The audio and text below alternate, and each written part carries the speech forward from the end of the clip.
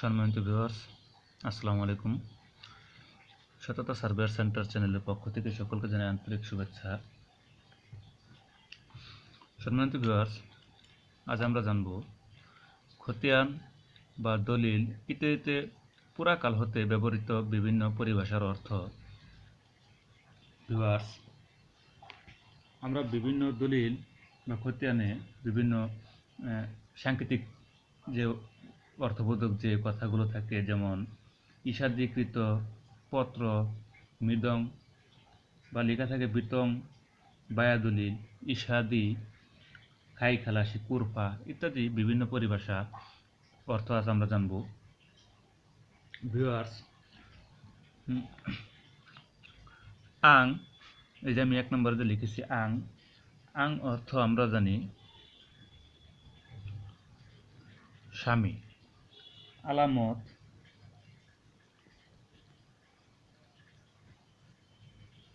প্রতীক, চিহ্ন।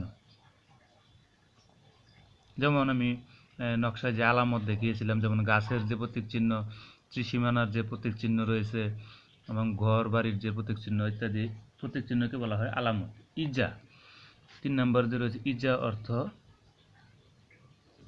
চলমান। এওয়াজ, এওয়াজ অর্থ হচ্ছে বদল। তো একজন যেমন আমার জমি আপনাকে দিলাম, আপনার জমি আমাকে দিলেন, এরকম বদলটা হচ্ছে এওয়াজ। আমরা এটাকে জানি এওয়াজ বদল বলে, আমরা এওয়াজ বদল নামে জানি এটি। তেমনি এজমালি, এটি অনেক লম্বা অর্থবোধক, তাই আমি লিখে রেখেছি। 5 নম্বরে এজমালি অর্থ একাধিক অংশীদারের একত্রে থাকা ভূমি। যেমন আপনার যে বাবা, চাচা, জ্যাঠা একত্রিতভাবে যে জমিতে, যেমন আপনার দাদার জমিতে রয়েছেন, আপনার দাদার মৃত্যুর পর এই জমিটি এজমালি সম্পত্তি হিসেবে ঘোষণা করা হয়, এটি একটি এজমালি জমি। তাই একাধিক অংশীদারের একত্রে থাকা ভূমি। কটকবলা, মহাজনকে সুদের পরিবর্তে জমি দখল দিয়ে কর্জ নেওয়া ভূমি। যেমন আমরা এটিকে গ্রাম্য ভাষায় এগ্রিমেন্ট দেওয়া বলি, যে এগ্রিমেন্ট দিয়ে টাকা কর্জ নেওয়া ইত্যাদি। আবার 7 নম্বর রয়েছে কিসমত, যার অর্থ মৌজার অংশ বিশেষ। রয়েছে 8 নম্বর কুলাক্ষেত। কুলাক্ষেত দ্বারা যারা মুরব্বী যে লোকগুলো আছে তারা এগুলোর অর্থ জানেন, আপনারা হয়তো জিজ্ঞেস করবেন আপনার বাবা দাদা থাকলে। কুলাক্ষেত বাড়ির সংলগ্ন নাল জমি। কবুলিয়ত, ভূমি মালিকের দেওয়া শর্তপত্রের অনুকূলে সম্মতিপত্র। কুরফারায়ত, বার্ষিক খাজনা প্রদানের চুক্তিতে ভিটিবাড়ি বন্দোবস্ত দেওয়া। 11 নম্বর রয়েছে খাই খালাসি। এর অর্থ হচ্ছে বন্ধকি জমি ফিরিয়ে দেওয়া। যেমন আপনার কাছে আমি বন্ধক দিয়েছিলাম, বন্ধক দিয়ে আমি হয়তো আপনার কাছ থেকে 1 লক্ষ টাকা কর্জ নিয়েছি, এবং পরবর্তীতে আমি এই 1 লক্ষ টাকা আপনাকে ফিরিয়ে দিয়ে আমি এই জমিটি আবার যে ফেরত নিলাম, এটি হচ্ছে খাই খালাসি। 12 খানাপুরি, অর্থাৎ খালি ঘর পূরণ। খানা অর্থ ঘর, পুরি অর্থ পূরণ। খানাপুরি অর্থাৎ যে সেটেলমেন্ট জরিপের সময় যে খসড়া বা খতিয়ান ফরমের ঘর পূরণ করা, এটি খানাপুরি, এটি স্বত্বলিপি নামেও পরিচিত। তেমনি রয়েছে খসড়া। খসড়া অর্থ হচ্ছে জমির সরজমিনে সাধারণ বর্ণনা। খারিজা, এজমালি জমির কোনো অংশীদারকে পৃথক খাজনা দেওয়ার অনুমতি। যেমন আমরা যে একত্রিত যে এজমালি জমি আছে, এটি হয়তো আপনার বাবা, দাদা, চাচা যারা রয়েছেন এর মধ্যে হয়তো ধরে নিন যে আপনার বাবার যে সম্পদটুকু রয়েছে সেটুকু আলাদাভাবে খারিজ কেটে এনেছেন, এটি হচ্ছে খারিজা। তার মানে খাই বন্ধক, চাষের অযোগ্য ডুবা, গর্ত, খালনালা, যে জায়গায় চাষ হয় না, এরকম জায়গা হচ্ছে খাই খন্দক। তেমনি যে খিরাস অর্থ খাজনা বা ভূমি কর। তেমনি লাখিরাস অর্থ বিনা খাজনা বা নিষ্কর ভূমি। রয়েছে গং। গং অর্থ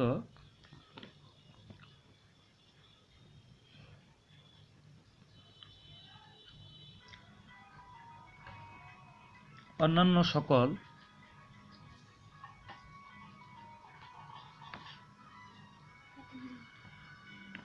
বা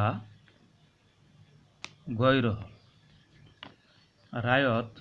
রায়ত অর্থ হচ্ছে প্রজা, অর্থাৎ পূর্বকালে যারা বাদশাহ বা জমিদার যারা ছিলেন তারা তাদের অধীনস্থদের জমি চাষিদেরকে বর্গা দিতেন। চাষিরা জমি চাষ করতো এবং তা থেকে যে খাজনা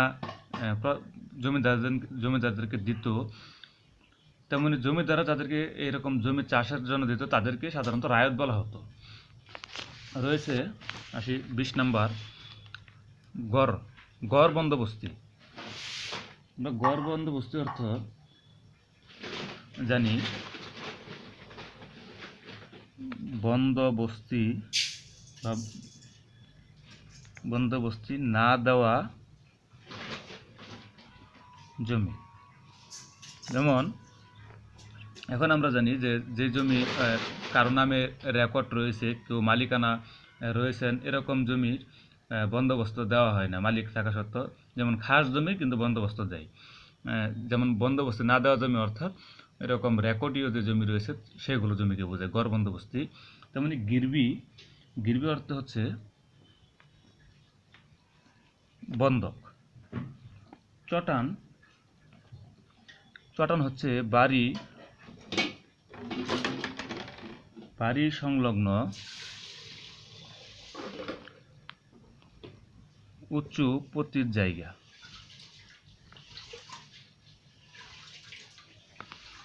আর চৌহদ্দি অর্থ হচ্ছে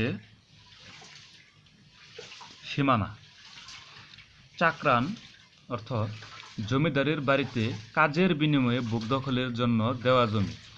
কাজ করেছেন অনেক দিন, 10 বছর 15 বছর, যেমন আগে আমরা জানতাম যে বছর চুক্তি কাজ করতো জমিদারদের বাড়িতে, তেমনি কাজের বিনিময়ে যে তার জমিদার তার প্রজাকে বা সেই কৃষককে যে কাজের বিনিময়ে কিছু জায়গা ভোগ দখলের জন্য দিয়ে থাকেন সেগুলো জমিকে বলা হয় চাকরান জমি।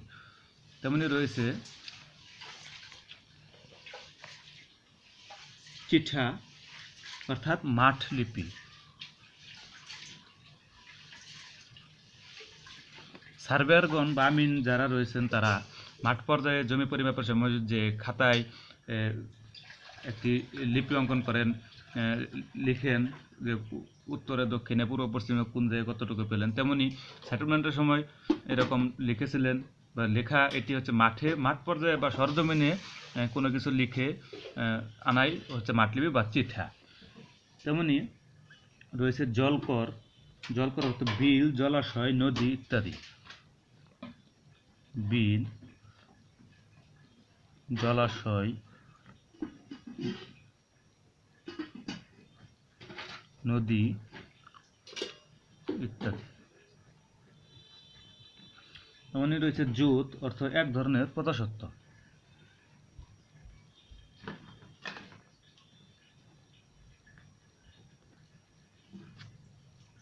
জং অর্থ আমরা ওই যা প্রথমে জেনেছিলাম আং।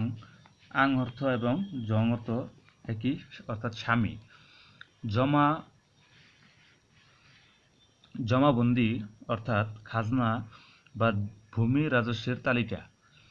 ডিসিআর আমরা এই ভাষাটি সচরাচর সকলে জানি যে ডিসিআর অর্থাৎ আমরা যখনই একটি জমি খারিজ করতে দেই তখনই কিন্তু আমরা এটির সাথে একটা ডিসিআর পাই। যখন খারিজ করতে দেই তখন এসিল্যান্ড অফিস থেকে ওই খাজনা বাবদ যে টাকা এটি তারা রাখার পর একটা নির্ধারিত একটি রিসিপ্ট দিয়ে থাকেন, সেটিকে আমরা ডিসিআর বলি। তারা কত টাকা নিলেন এটির একটি তারা রিসিপ্ট দিয়ে থাকে, সেটি হচ্ছে ডিসিআর বা ডুপ্লিকেট কার্বন রিসিপ্ট। তেমনি আসি ঠিকা রায়ত। এক ধরনের রায়ত যার দখলি সত্ত্ব থাকে না। রয়েছেন 32 নম্বর রয়েছেন ঢোল শহরত, অর্থাৎ ঢোল বাজিয়ে নিলাম বিজ্ঞপ্তি। তামাদি অর্থ কর বা খাজনা আদায়ের নির্দিষ্ট সময় পার হওয়া। দর, দর অর্থ হচ্ছে অধীনস্থ। দাখিলা অর্থ নির্দিষ্ট ফরমে খাজনা রসিদ।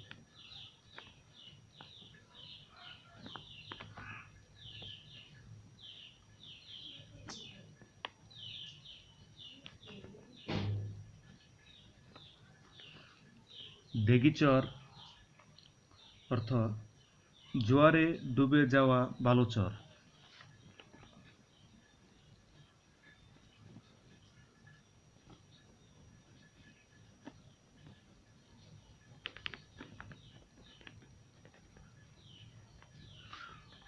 রয়েছে দং। দং অর্থ হচ্ছে পিতা।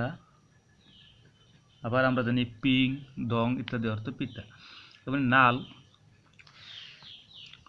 নাল অর্থ আবাদি সমতল কৃষি জমি। রয়েছে 39 নং নয়নজলি, অর্থাৎ রাস্তার দুপাশে নালা। রয়েছে নালা অর্থাৎ মাঠের পানি সরানোর সরুপথ। 41 নং পায়স্তি, অর্থাৎ পলিমাটিতে গঠিত চর। রয়েছে শিকস্তি, অর্থাৎ নদী ভাঙ্গনে নদী গর্ভে বিলীন হওয়া। যেমন নদী ভাঙ্গনের পরে এক পাশে ভেঙে যাওয়ার পর অন্য পাশে যখন চর গঠিত হয়, তখন কিন্তু ওই জায়গার ওই নদীর পাড়ের যে লোকের যে বসতি রয়েছে তিনি কিন্তু দাবি করেন, অর্থাৎ ওই জমিটি হচ্ছে পায়স্তি। তেমনি আবার এক পাশে যে চর হলো কিন্তু অন্য পাশে কিন্তু নদী ভাঙ্গে, অর্থাৎ কারোর জমি কিন্তু ভেঙে নদী হয়, সেই জায়গাটুকু কিন্তু আমরা শিকস্তি বলে থাকি, যেমন নদীর গর্ভে বিলীন হয়ে গেছে। তেমনি রয়েছে পাট্টা, অর্থাৎ মালিক কর্তৃক প্রজাকে দেওয়া জমি, পাট্টা জমি। যেমন এরকম একটি জমি আমরা দেখেছি, যেমন চাকরান, তেমনি চাকরানের অনুরূপী প্রায় পাট্টা। আমরা এরপরে জানব 44 নং, যেমন পিং অর্থ পিতা। রয়েছে প্রজাবিলি, অর্থাৎ প্রজাকে যথাযথভাবে বন্দোবস্ত দেওয়া জমি। বায়া অর্থাৎ বিক্রয়কারী, আমরা বলে থাকি বায়া দলিল রয়েছে কিনা, বায়া আছে কিনা, এরকম বায়া দলিল নিয়ে আসেন দলিল লেখার সময় কিন্তু আমরা বলে থাকি। তেমনি বায়া দলিল অর্থাৎ বিক্রয়কারী। আবার বাটোয়ারা হচ্ছে বন্টন বা ভোগ করা। বায়া দলিল অর্থ বিক্রয় দলিল বা বিক্রয় চুক্তিপত্র। এবং 49 নং রয়েছে বিতং, অর্থাৎ পুরো বর্ণনা বা বিস্তারিত।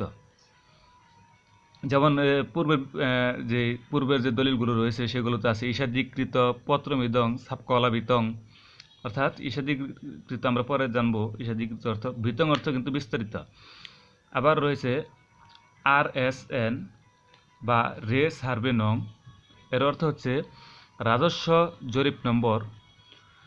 51 নং রয়েছে মং, অর্থ মবলক বা মুঠ দাম। আমরা কিন্তু এরকম দেখে থাকি, যেমন যে দলিলের যে মার্জিন রয়েছে সেখানে কিন্তু লেখা থাকে যে সাপকলা দলিল, সাপকবলা দলিল মং এত টাকা, এরকমই মং অর্থ কিন্তু মুঠ দাম বোঝায়। হয়তো এরকম এখন নেই, এখন সব কম্পিউটার লেখা হয়ে থাকে। আবার 52 নঙে রয়েছে মহাল, অর্থাৎ খাজনা আদায়ের জন্য নির্ধারিত অঞ্চল বা এলাকা। মুয়াজি দলিলের নিচে যখন দেখবেন যে তফসিল জমির চৌহদ্দি, এর চৌহদ্দি কিন্তু জেলা এই, উপজেলা এই, থানা উপজেলা থানা এই, মৌজা এর মধ্যে জেল নং এত, এরকম দাগ নং, খাত খতিয়ান নং, একর পরিমাণ ইত্যাদি লেখার পরে কিন্তু নিচে এর মুয়াজি লেখা থাকে। যেমন এই মুয়াজি অর্থ হচ্ছে কিন্তু মুঠ, মং বা মবলক, অর্থাৎ মুঠ বোঝায়। আবার রয়েছে 54 নং রয়েছে মিনাহ, অর্থাৎ হ্রাস করা বা কমানো। 55 নং রয়েছে মিরাস, অর্থাৎ কায়েমি রায়তি সত্ত্ব। মুরশি জমি, অর্থাৎ 56 নং মুরশি, অর্থাৎ বংশ পরম্পরায় জমি বুক দখল করা, মানে আপনার দাদার জমি আপনিও বুক দখল করতেছেন, এর মধ্যে কোনো বিক্রি বেচা কিনে হয় নাই, এটি কিন্তু মুরশি জমি। আবার রয়েছে হিস্সা, অর্থ হচ্ছে অংশ, আপনারা এটা জানেন। রয়েছে 58 নং রয়েছে হালট, অর্থাৎ গ্রাম্য পথ বা গোপথ। আবার 59 নং রয়েছে সাং। দলিলে কিন্তু লেখা থাকে নাম অমুক, পিতা অমুক, ধর্ম এই, পেশা এই, সাং বা শাকিন, আমরা কিন্তু এরকম বলে থাকি। এরকম এটির অর্থ হচ্ছে কিন্তু ঠিকানা। এরকমই রয়েছে 60 নম্বর ঈশাদীকৃত। যেমন পুরাতন দলিলের প্রথমেই লেখা দেখবেন দাতা এবং গ্রহীতার নামের পরেই যখন আপনারা যে হিডিং, দলিলের যে হিডিং বা যে ফরম্যাটটি রয়েছে ওটি দেখবেন প্রথমেই লেখা রয়েছে ঈশাদীকৃত পত্রমিদং সাবকলাবিতং, অর্থাৎ ঈশাদীকৃত পরম করুণাময় নামে পত্রমিদং, এই পত্রের মধ্যে সাবকবলা, অর্থাৎ সাবকবলা দ্বারা আমরা বিক্রয় চুক্তি বুঝি, বিতং অর্থাৎ বিস্তারিত আলোচনা করা যাচ্ছে এরকম আর কি। তেমনই রয়েছে আবার কিন্তু দলিলের শেষ পাতায় দেখবেন ডান সাইডে বা বাম সাইডে অনেকে মানে ডান সাইডে জিনিসটা বেশি লেখা আছে ঈশাদি, অর্থাৎ কিন্তু আমরা সাক্ষী বুঝে থাকি, অর্থাৎ এটি সাক্ষী নয়, এটি হচ্ছে শনাক্তকারী। ঈশাদির অর্থ হচ্ছে শনাক্তকারী। এই হচ্ছে আজকের আমরা আলোচনা, যে 61টি অর্থ আমরা জানলাম। এরপরেও যারা জানতে চান তাদেরকে আমি পরবর্তী ভিডিওতে আরও অর্থবোধক এরকম কিছু এরকম শব্দ আপনাদেরকে জানাবো। তো ভিউয়ার্স, যারা ভিডিওটি দেখলেন ভালো লাগলো তারা ভিডিওটি সাবস্ক্রাইব করে রাখবেন আমার চ্যানেলটি, এবং লাইক কমেন্ট শেয়ার করবেন, এবং পাশে থাকা নোটিফিকেশন সবার আগে পাওয়ার জন্য আপনার পাশে থাকা যে বেল আইকনটি আছে সেটি বাজিয়ে রাখবেন। ধন্যবাদ ভিউয়ার্স, ভালো থাকবেন, সুস্থ থাকবেন, এই আশা ব্যক্ত করে আজকের মতো শেষ করছি। আল্লাহ হাফেজ।